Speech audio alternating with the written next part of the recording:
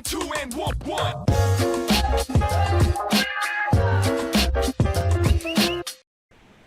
Hey, welcome to another episode of the Sheppard Show. We've taken a 2-year hiatus, but we're back now. It's 2025. We're super excited. And I think we've got a good episode lined up with Bracer Forge. We have 2 special guests today. I'm Ben. I'm the video guy here in public affairs. My name's James. My whole college degree is literally just cartoons. I'm Technical Sergeant Hockaday. I'm a F-15 technical training instructor. I'm Captain Victor Habib. I'm the 362nd TRS Director of Operations. So to kind of set the episode up, I want to talk about what the Great Power Competition is. It's GPC is a term we use quite a bit here. And basically our peer or near peer adversary at this point is China, which means we're kind of changing the way we're doing training at Sheppard Air Force Base. Captain Habib, do you want to talk a little bit more about the GPC and what that means on a big Air Force level? Which is not the purchase card. It's a different right. thing. Yeah, it's not your government It's purchase. not the government purchase We need card. more acronyms, man. More, definitely more. Yeah, the Air Force needs to update their acronym listing too. So with the GPC, our Great Power Competition, it sort of hit us at this unique time in our Air Force life cycle. So we've completely gotten rid of Beast Week at Basic, and that's due to their own constraints within their Lackland Air Force Base. But what that did is force upon us the need to train airmen, and that's ultimately where Bracer Forge came into play. But we're trying to prepare our airmen to be able to do more things than what we traditionally would have asked of them. And with the Great Power Competition, the way that we're going to be deploying with these fundamental building blocks where certain packages are going to go out that are going to be capable of doing certain things, all of those packages are going to have the capability to be a fighting force. And that fundamentally is completely different. So when you're saying packages, would you say traditionally we're going to get in some sort of conflict, we have some sort of main base, and then we start filtering equipment and people there, and now we're going to be looking at deploying packages or smaller units that are going to be kind of constantly moving. Is that correct? Or Yep. And then so you could see where if you don't have all the same resources you would at like a main operating base, the airmen are going to need to be multi-capable and more equipped to handle not having all those resources at their disposal. Not having those resources or having the strength in numbers where we have dedicated people to do X or Y or Z jobs. We're now looking to be able to get people that cover down in the other people's traditional jobs. Okay. And you mentioned they got rid of Beast Week and they replaced that with Pacer Forge. Can you talk a little bit about the difference between those two? Yeah, so Pacer Forge is not Beast Week, and that's the beautiful That's part. a misconception right now, or That's a partial misconception, yes. It's what, a day and a half now? It's short. Yeah. And the fun part, again, it sort of continues. I don't even remember what Pacer Forge fully stands for, but Bracer Forge is the second iteration or step. So once they graduate basic, they come to tech school, and that's where we're supposed to carry out this Pacer Forge concept. And we have it written up there because, correction, carry out the Bracer Forge concept. Yeah. And we have that written up there. Cap, what is Bracer Forge? Well, yeah. 10 times Please, fast. in all of its glory. in all of its glory. I'm going to read it from the board. Yeah, read it. But basic readiness, agile combat employment readiness is Bracer, followed by the Forge, which stays the same along the different levels. So Forge is forward operating readiness generation exercise. Perfect. I'm going to put all that up. Which is crazy because I have that tattooed on my ribs. Hell Is yeah. that why it hurts so bad? It is. Yeah. Right. So I just got sidetracked now. So we're at the next step. We're jumping into Bracer Forge. I was lucky enough to go out and shoot some video. And correct me if I'm wrong. So since the Air Force has implemented the will or want to do Bracer Forge, one, is it true we're the first base to to kind of play with that and do an exercise? To the point that we did it, I'm willing to state yes. Okay.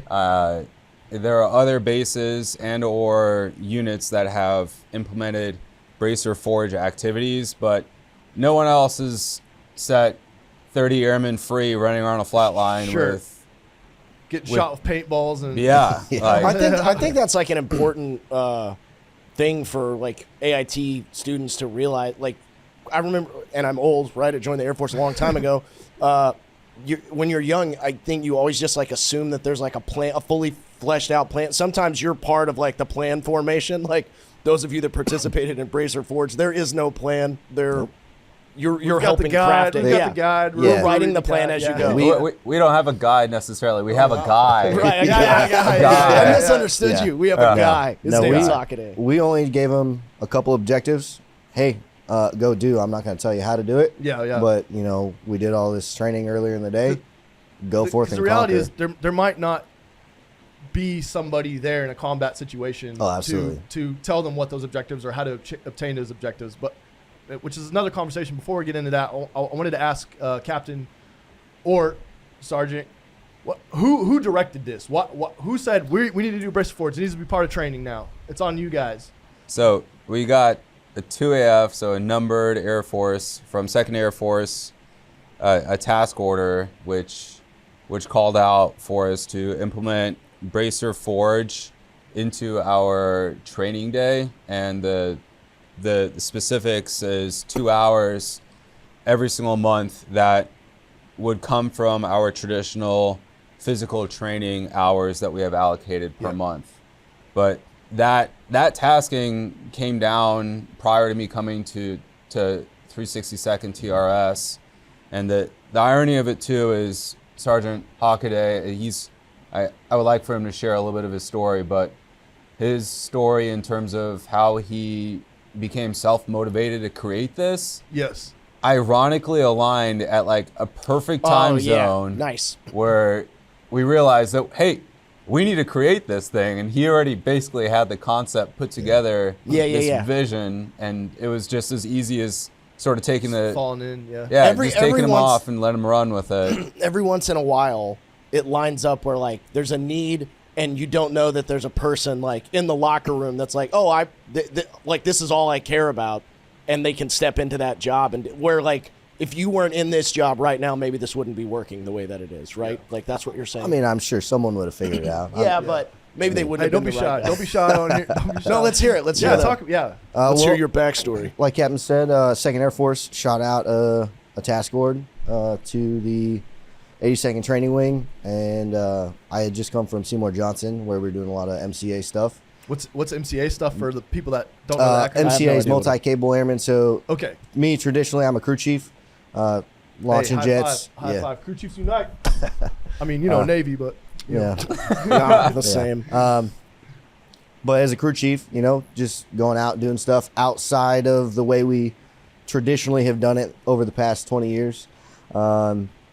My most recent deployment was to Europe. We were deployed very close to Ukraine when Russia invaded.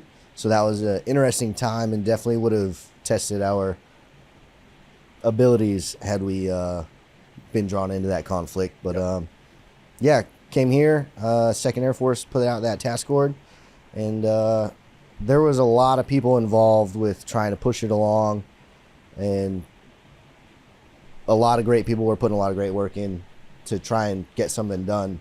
But personally, in my opinion, everyone's been so shielded by the Sheppard shield, if you will. Right, they haven't been out in it. Hey, we have a training environment. We have to conform to this. I'm a crew chief. If we have something to do, let's get it done. It's not going to do itself, Yeah. The plane's got to fly. Probably made some waves with some people. Sorry. Didn't mean to hurt your feelings. But here we are. We're still kicking. So we've been well, I was going to say we've been dealing with that for a long time in multiple facets of training about kind of breaking the paradigm that's been in place forever. And there was a manual written about how we're supposed to do it. Yep, I hear that. As long as we're safe, though, maybe we need to try some different things because Absolutely. we're taking too long to get around the bend here. Yeah, I would agree. Yeah. Anyway. Describe what the exercise was that we participated Yeah, in. absolutely. So originally, I had drafted up like a 36-hour overnight exercise. Nice. That logistically would have been a nightmare that I didn't even know about. Who pulled you back in? Who pulled you back? 362 leadership a little bit. 362 leadership. That hey, don't get too big for your britches. Let's That's this guy over here. let's crawl before we walk, kind of thing. Which rightfully so. I'm terrible. Coming from the flight line, stepping into instructor role. Right. And then now I'm batting way outside my league, to be honest. Just doing stuff that I never thought I would even have to coordinate. There's way more agencies for safety forms that I've ever even thought about having to talk to. So that was fun. But yeah, so we went from 36 hours, we brought it down to an 8-hour full training day, which the requirement is 2 hours a month. But I don't like to check boxes. Sure. I like to, if we're going to train, I don't want to waste anybody's time. Let's get some good training and actually learn something. Right. So, I don't know how many classes, not to put anyone down out there, but I don't know how many classes I've gone to that it's just another sit through a couple hours. Right. And then you go get your lunch. Yeah, and the then, practical part I think is what's important. So Yeah. walk me through that day. You met up for a briefing in the morning, and then what? Yeah, so we have all the airmen report at a certain location, a certain time, and then we issue them out some gear. So they get flak vests, they get rifles.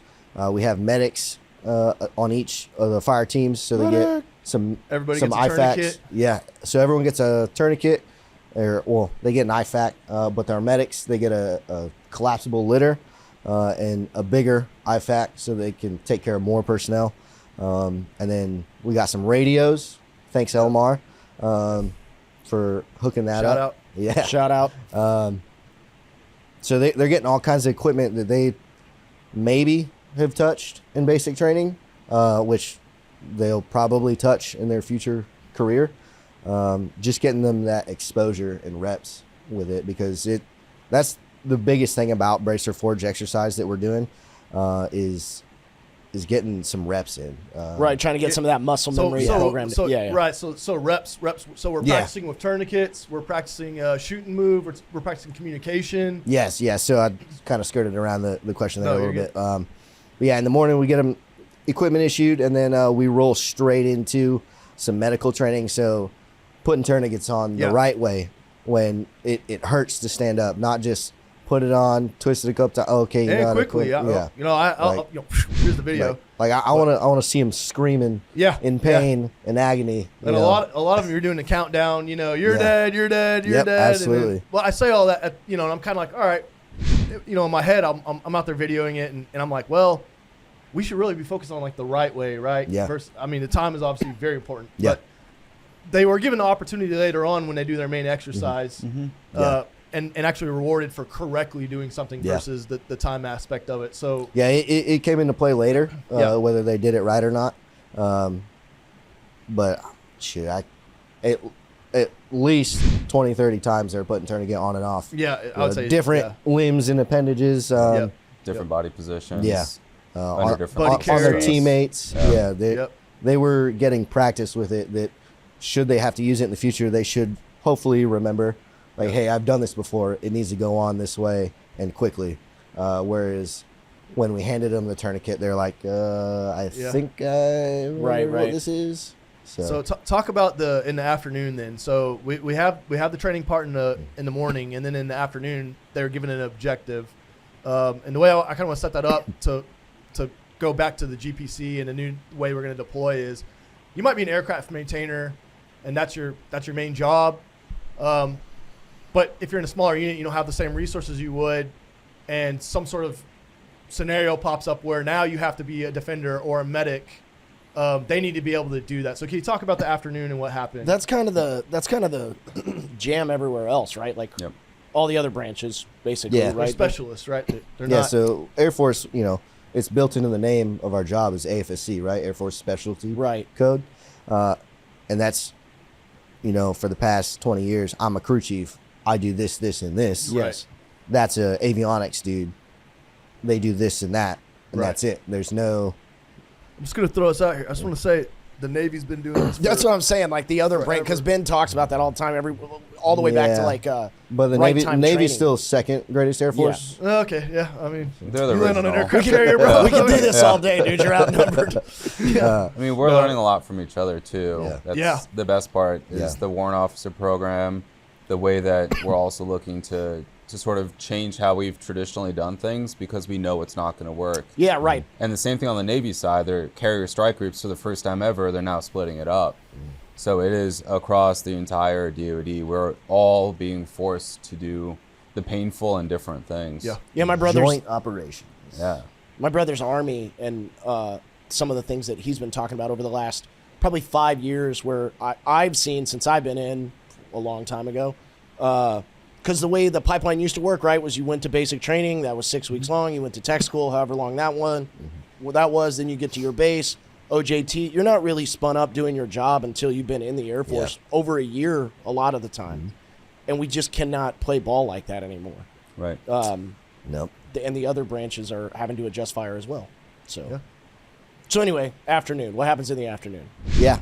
So in the afternoon, we will test their abilities from the stuff they learn in the morning, the medical, the tactical. And when I say tactical, it's a very bare bones double tap on what they should have learned in basic training, right?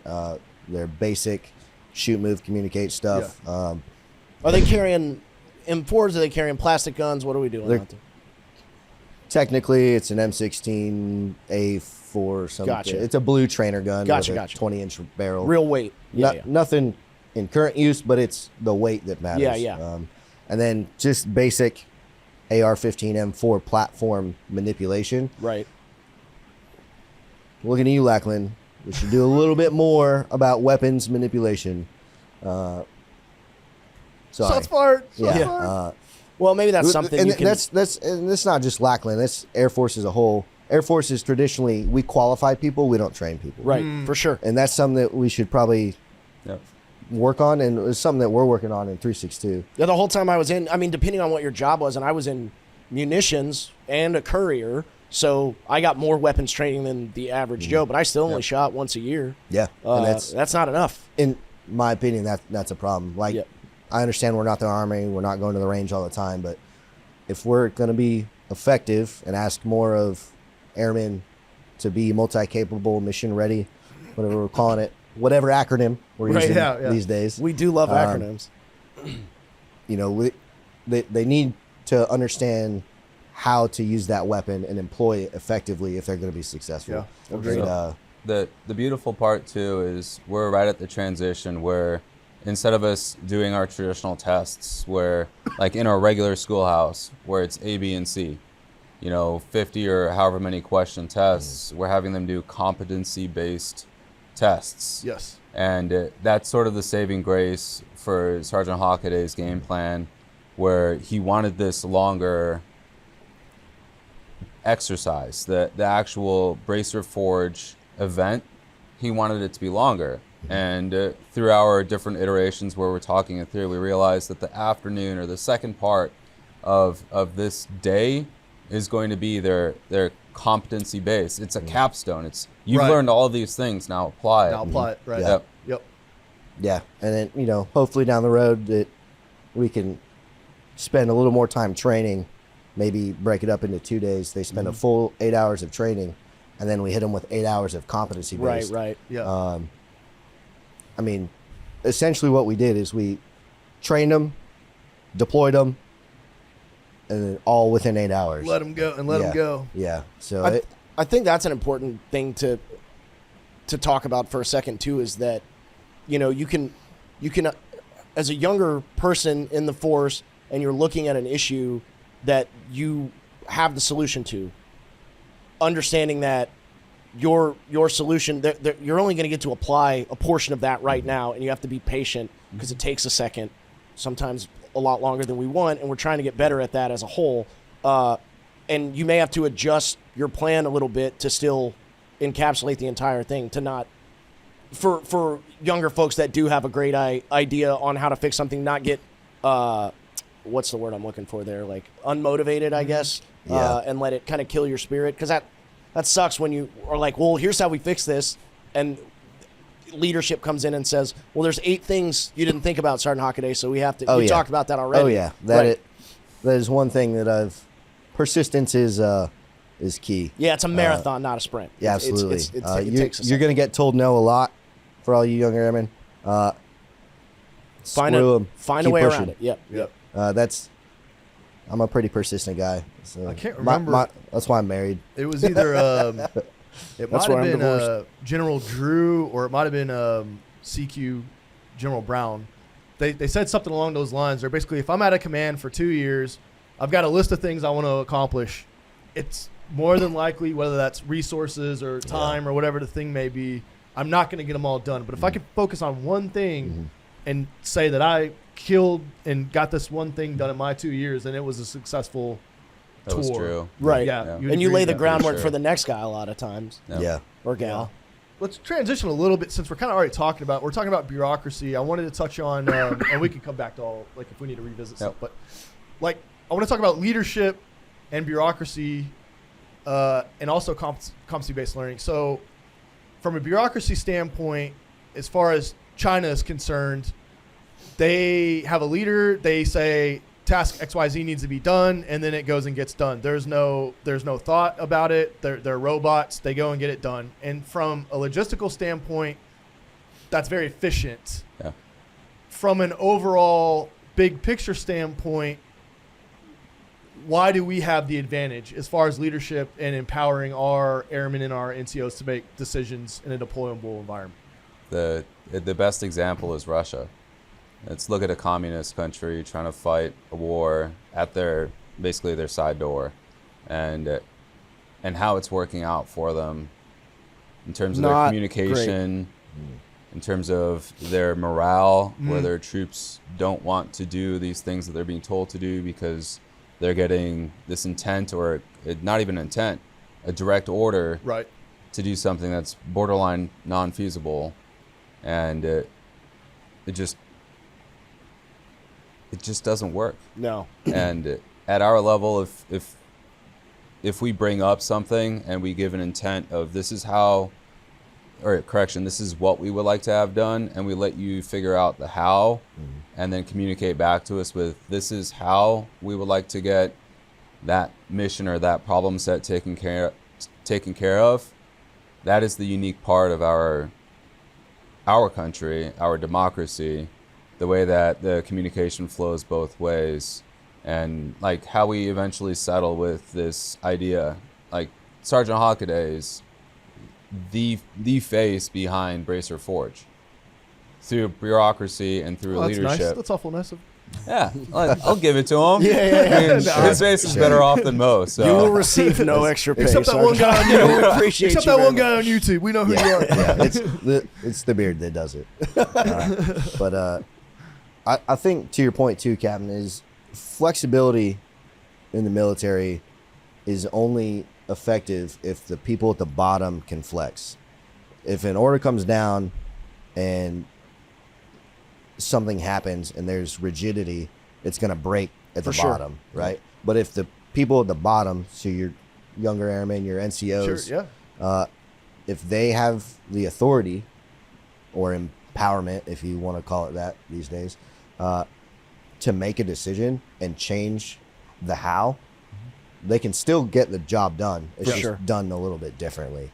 And that's probably 99% why the American military is so effective. Yep. Yeah. What would you say to people that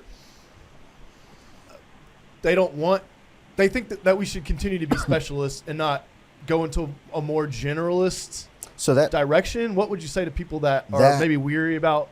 That is a hard line, because I'm on both sides of the fence. Okay. Right? So at the end of the day, I want maintainers and crew chiefs to be the best maintainer that they can be, right? At the same time, I also hope that they open their mind to adding on some responsibility. At the same token, I don't want them to go too far and put themselves in a position where they endanger somebody else, right? Okay. And that's a risk assessment, right? Yep. What am what are my capabilities? What can I do safely, right? What I don't want it to turn into is just we're all getting cut trained. I'm a weapons troop now on top of a crew chief. Right. Now I'm just doing 2 AFCs. That's not the mindset that we want to create. It's We not- want if you have 10 dudes go down range, we want those 10 dudes to help each other out. Right. And learn each other's profession, because if one goes down, we still have a job to do. We need to Or do it. girls. We may not be sorry. I'm No, it's all good. West I Coast gotta dude. get that in. I gotta dude get is- that in. dude is Yeah. No, yeah. it's our boss has a thing that he says all the time when he he'll give us an assignment that he could have done, Yeah. and at the other end of it, when we're standing there kind of looking for validation, basically, a lot of times he'll say that's not how I would have done it, but it's You hit good, the right? mark. It's You done, hit the mark. Yeah. right? Yeah. We have to get in a place where, and you can't always do that, right? It gets tricky because if you're following a tech order where someone could die or we lose millions of dollars of equipment, it has to be followed to the letter. absolutely. Yeah. But unlike other places, it's an important thing. There's this terrible old military adage of like, you're not paid to think. You are paid to think. At every Yeah. level, you are paid to think. Right. Yeah. Even if you're following a TO, if we empower airmen at the lowest level. If this is not safe, shoot up a flare. something. Somebody Yeah. needs to know Yeah. that this isn't safe and why. What are you seeing here that's causing that? Yeah. And Because we have a job to do. Yeah. Yeah, it is not the Wild Wild West. Right. A lot of exactly people get right. it misconstrued with that. It is not, and we still have the actual shape or form and function of military organization. It's just we empower people at a lower level to bring up or come up with some solutions to us. Right. They're the ones actively doing the thing, whatever it may be. Yeah. It's just we want to hear what your solutions are and let's talk it through. I'm an F-15 specific crew chief. That's the only thing I've ever worked. I'm not opposed to working a 16 or an A-10 or any other. No, you can't say air- A10. Can't say Don't it's say anymore, A10. man. We get in Yeah. trouble for that all the time. I mean, there's probably one flying right now, but as far as the Air Force, Don't talk about it. Well, 35. I'm With- joking. Yeah. No. I'm halfway joking. That's kind of an inside joke. We do everything we make. We try to put an A10 in there, and Big Air Force will come back and be like, "You guys got to pull that A10 out of there." I swear to God. They're done. They're over. Anyway, I'm sorry. It I'm is- here to it have is a a- brrr they good are the day. best plan. Yeah. Yeah, they Oh, are the best. I'll add the sound effect. yeah, no, We'll get in it's- trouble again. it is a legacy aircraft for a reason. Yeah, there you Yeah, go. yeah, Same, yeah. same with the 15, right? It's a workhorse. Those two aircraft. Oh yeah. Sorry, 16s. But it's that mindset like, hey, I've got all this years of experience. I just don't have that aircraft specific knowledge, right? But I'm willing, obviously. The Air Force tells me to go to 16s, I'll go work 16s. Right. But it's that willingness to learn. Go there, learn it as best you can, and do it. Yeah, if you get told to go execute XY mission, and sure, you may not be the SME on it, Yeah. you still got to do it. Right. Still gotta get done, yeah. But yeah, that going back to that line of specific job and opening yourself up to more. I'm on both sides. I don't want your maintainers to just here's a ratchet, go, Right, because yeah. that's going to put the Yeah. air crew's lives at stake, and that's the last thing any maintainer wants. I think the way that I looked at it, so on paper, I was a jet engine mechanic. The Navy actually doesn't have a job crew chief. They send you to the line shack for like a year, but you learn every aircraft system. You learn Yeah. avionics, you learn hydraulics, you learn power plants, whatever, parachute people, whatever I'm leaving out. Off that. Yes. And then once you have an understanding of how those jobs kind of work together on that aircraft, now you go to, well, now I'm an engine repair person Yeah. or whatever. I say that to say in a deployed environment on an aircraft carrier, for example, everybody's a firefighter. Everybody has basic medical skills. Yeah. I don't know about combat. I'm like, what do we do? Like a pirate comes, y'all just gonna like hand out shotguns? Like, how does that work? But, Yeah. so I can't speak for combat, but there are times where we need extra bodies. We're gonna change a tire. Yeah. And now you're assisting with that. So, like you said, in a deployable environment, I might not be the best person for a tire change or whatever, but I can refuel an aircraft, even though on paper I'm a jet engine mechanic. Yeah. Oh, we just got attacked. Now I'm a firefighter over here when Yeah. the need arises. But I still consider myself as a specialist in my job as far as engines go. Yeah. And then secondary to that, Well, I think that's a thing. firefighter. I think that's a thing that we do already. Cut training, That Yeah. we do cross it. utilization training. Yeah, and we do it in our regular lives, right? Like Yep. I think it's a thing that the military, the Air Force specifically, has kind of been like giving permission of like, you know, if you're not a car mechanic, and if you're driving down the road with your buddy and you guys have a blowout, do you get out and help him change the tire on the car, right? It's not everything that we do is rocket science, right? Some of it is, but not everything. And Look at you, Space Force. if you can get in there and lend a hand safely, that's probably where we should be moving. Yeah, I'm going to share this story right now. Right now. At 2nd Air Force, so at Keesler Air Force Base, doing Tech Training 101. I was there with our NAF commander, General Davidson, sitting in there with all of our wing leadership as well in this conference room. And their way of debuting to us Bracer Forge was by telling us that in this room it's a contested environment, and they literally picked and chose people to get shot, simulated, Sure. and to now be an injured or a disabled asset, and then everyone else has to support those people. The people that they chose to hurt or disable were special forces / operators, so TAC P, PJs, etc. Like literally sitting on the ground, hiding from basically incoming fire. And the guy right next to me is a PJ that he basically is covering his eyes because he got simulated shot in the face, or shrapnel hit him in his face. And he's talking to me and telling me what to do to support this TAC P senior NCO that also got shot in the leg.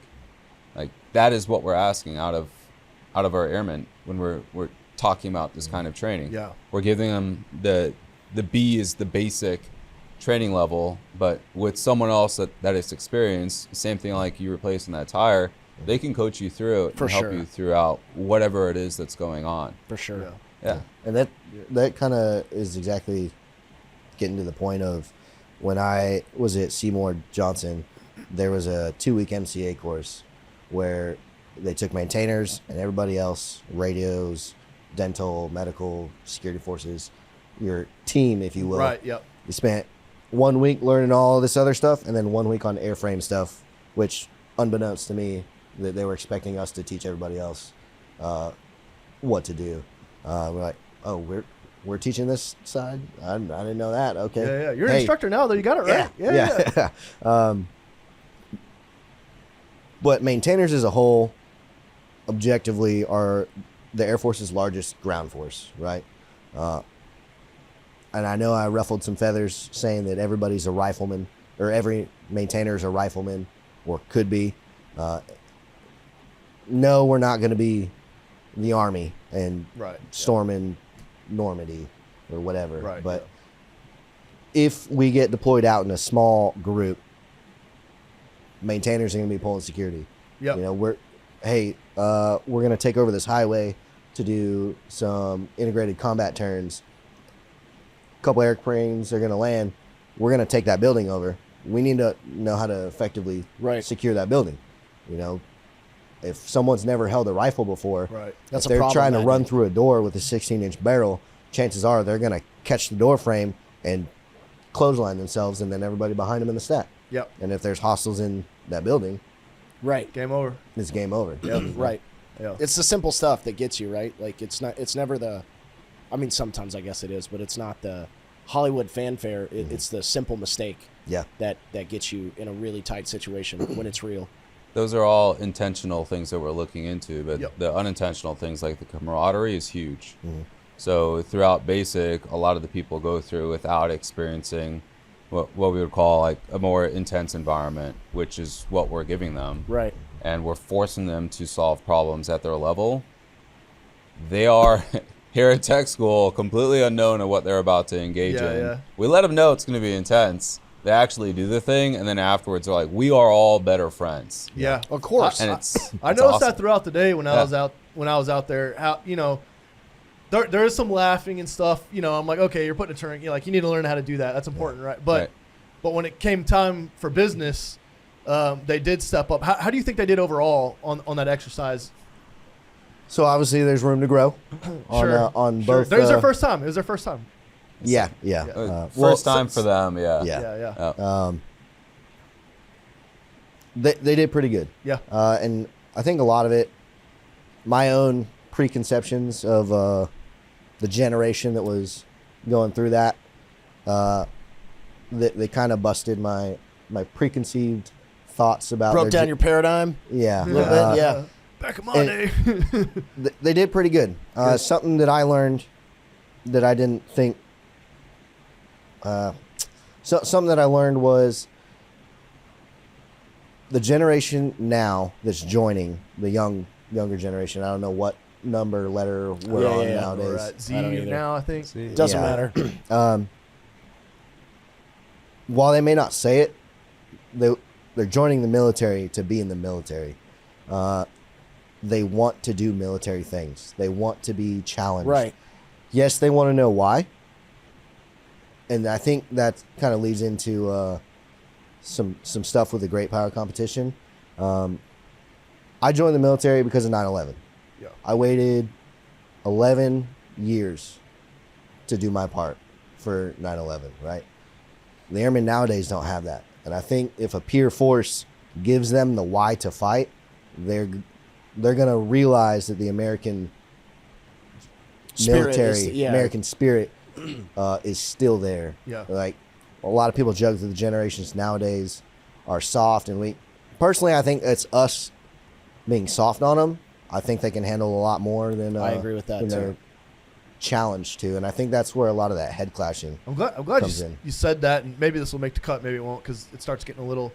When we talk about recruiting, I was in 2006. I knew as a sophomore in high school, watching on CNN the invasion of Iraq at that point, that I knew somehow, some way I was going to be a part of this. I didn't know how. I didn't know, I ended up in the Navy ultimately, but since that point, we were in Afghanistan and Iraq for over 20 years. And I think for some people, again, this might not make the cut, that why gets a little hard to kind of stick. Like, why would I join the military as an 18-year-old today? I don't have that drive to. Absolutely. I don't want to sit in Afghanistan for 20 years or whatever the case may be in the next thing, which is probably going to be China or Russia or something. Yeah, sure. And I think that, our generational trauma is not their generational trauma. We shouldn't put it on them.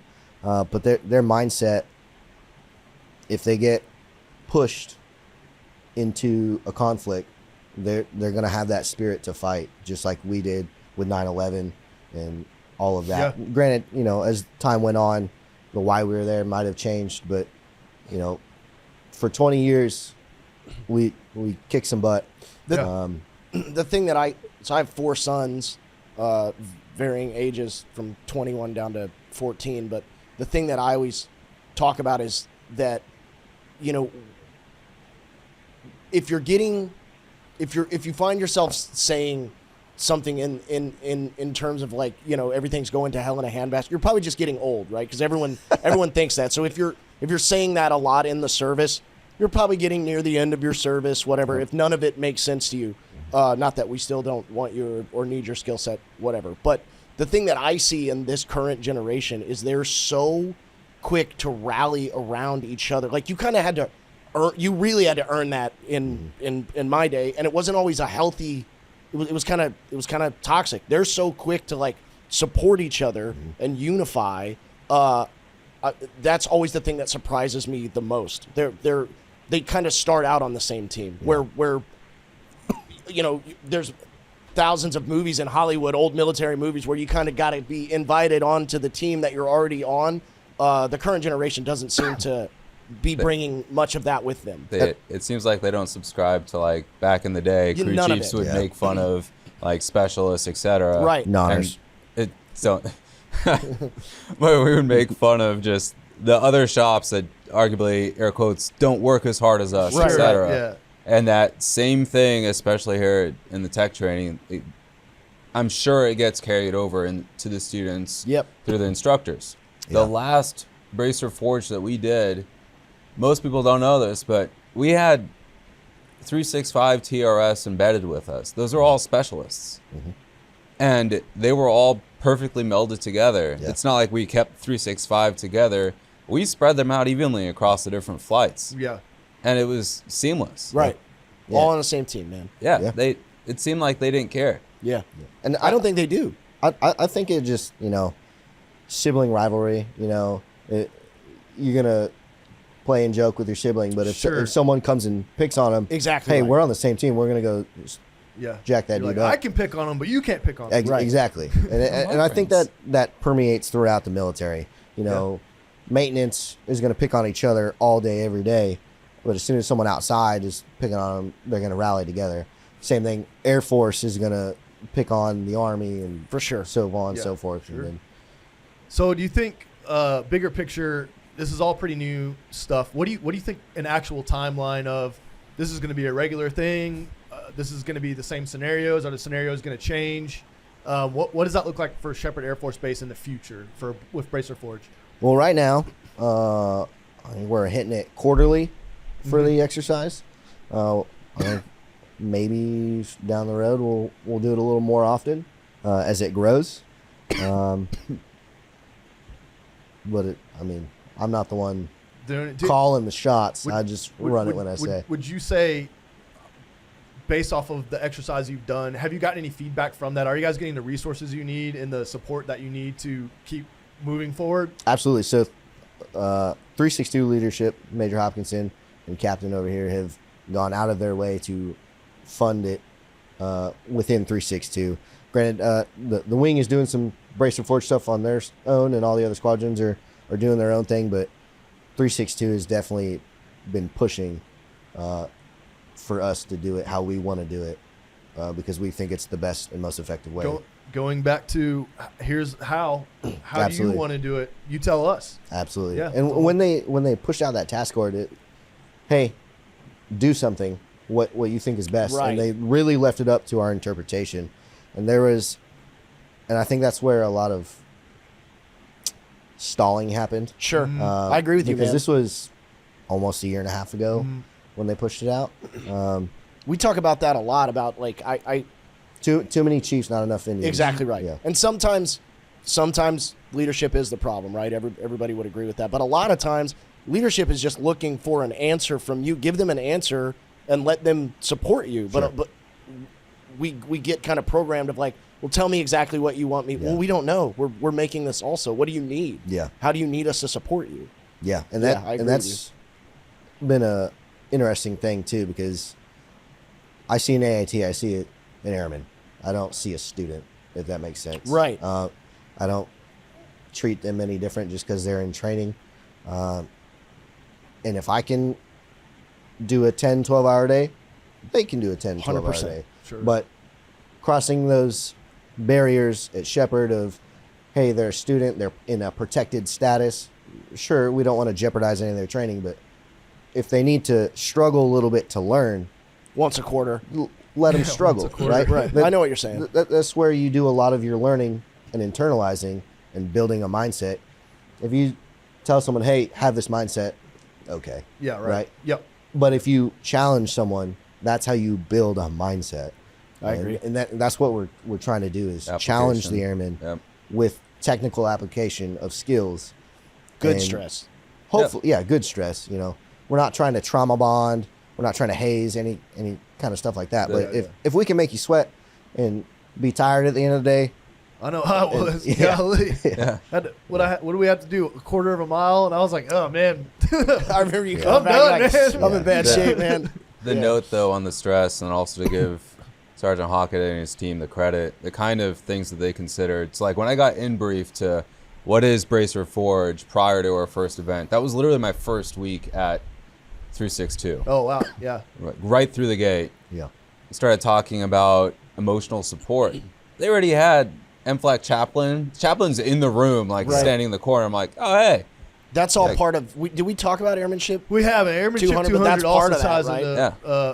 into Bracer Forge, which we'll have another episode. But Airmanship 200 is basically before we would send people to a deployable environment. Maybe they would see some stuff. Maybe they would end up with PTSD at some point. they would come back after that and have to deal with that. And now with Airmanship 200, they're wanting to give the airmen the skills they need to kind of move through and cope during the time when something happens, or help a fellow airman during a hard time. Being proactive, not reactive. Being proactive. Yeah. That's what you were perfect. seeing. Yeah, that's already. That's awesome. So let's final thoughts. This is the catch-all. Anything that we didn't touch on that you want to talk about, or I would say like big picture wise, as far as the Air Force goes and training at Sheppard goes, it seems like this is a positive thing, and we're going down the right road. Any final thoughts, either one of you or both of you? You got it. Personally, I don't think we're doing enough, but I understand that we still have our own challenges. Like, they're here to do aircraft maintenance training or whatever training that they're doing.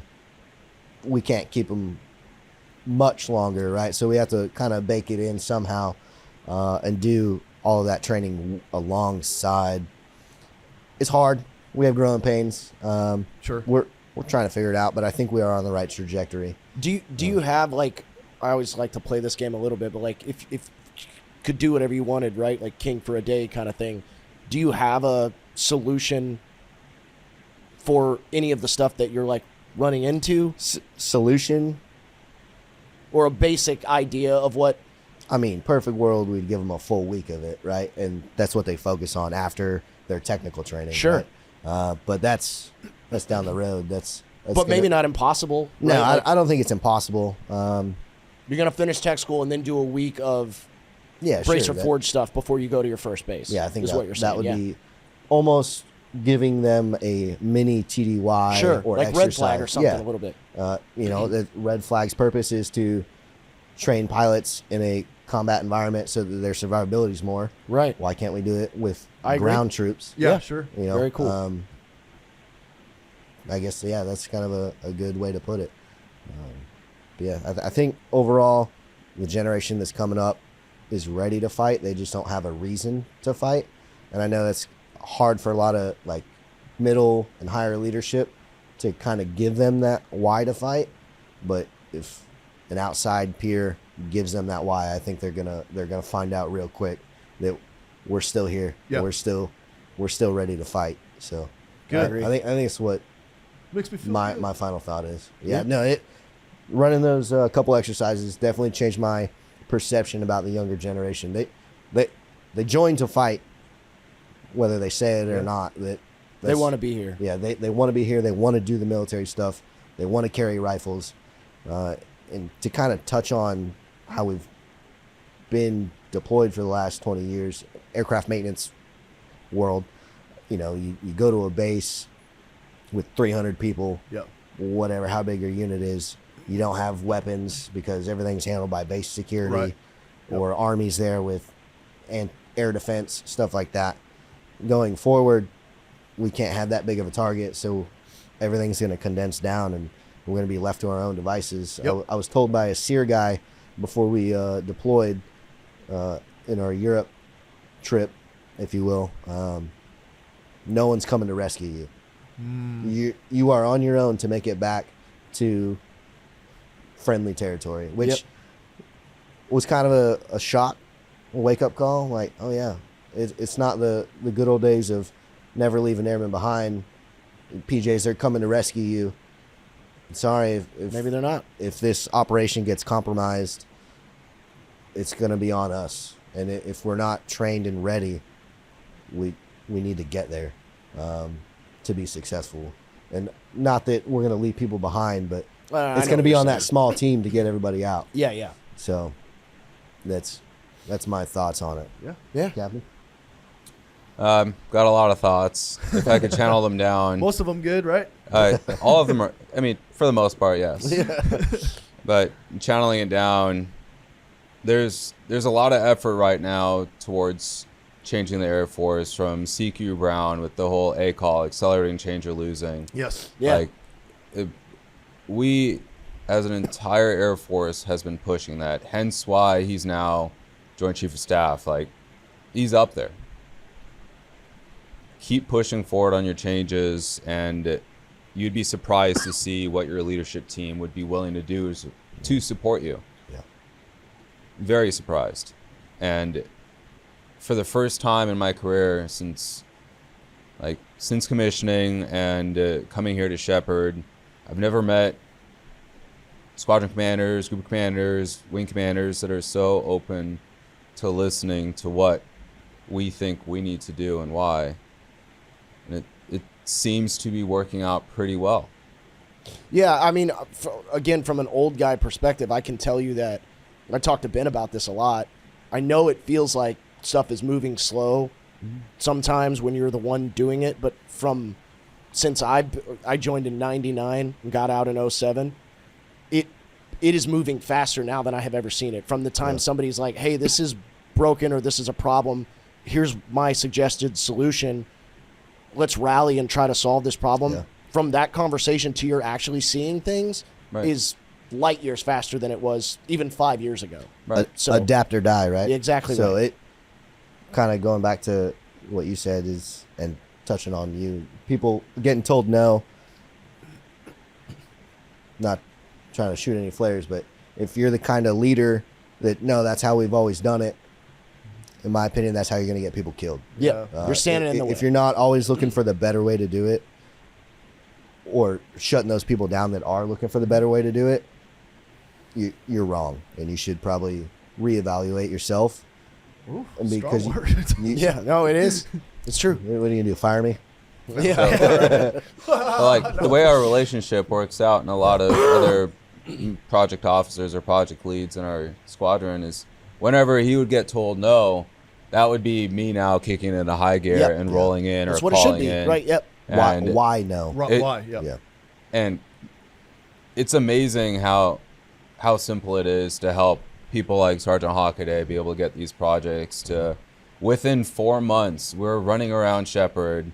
Security forces aren't bothering us. We're driving side by sides down a flight line with gel blasters. Like, never in a million years, never in the last over 10 years that I've been at Sheppard, walking through students multiple times, ever thought I would imagine that happening. Same. And within 4 months. Yep. Fast. From pen and paper to application. That's this the other happened. thing that's changing. You were talking about warrant officers and stuff like that, but like everybody, the rank structure set up the way that it's supposed to be. I know that we're making changes here and there, but everybody is on the same side. You shouldn't be afraid of your leadership. They should be an asset to you. You should be able to go to them and utilize them to get things done. I agree with you. Yeah, and that's something that has been a shock for me here at Sheppard. Major Hopkinson has been an outstanding advocate for us. I think you're a little jaded with Good job over there at maintenance too, though. 362. Yeah. Why? Who cares why? The plane needs to be fixed. Yeah. And That'll never change. No. Hey, Not on Oh, some yes, I level. needed that yesterday, by the way. Canjet flies on Monday. Yeah. Used to getting shot down by leadership a lot. Sure. And coming here being, oh, you want to do that? Okay, here's some money. Yeah. What? Money's great. We love money. I was expecting a no, and I was going to go try and figure something else out, but I guess I got to go buy the thing now. Yeah. That's Now, great. now I have a new problem Yeah. Feels good. because of Yeah. GPC, a different one. Yes. Yes. Thankfully, I'm not a GPC holder. Yeah. That's what here too. We're always like, yeah, I'm like, you want to take the training? No, I'm good, man. I'm good. But, Gal, I think that's our show today. I thought it went well. Yeah. I don't know how to close this out. You want to close this out? Yeah, Someone I close will. this out. I'm Ron Burgundy. I'm Ron Bergen. Yeah. So that's all we've got on Bracer Forge. Want to thank Captain Habib and Sergeant Hockaday for hanging out with us for today sure. because we needed adults to talk about this very grown-up acronym. We'll see you next time. Thanks. Yeah.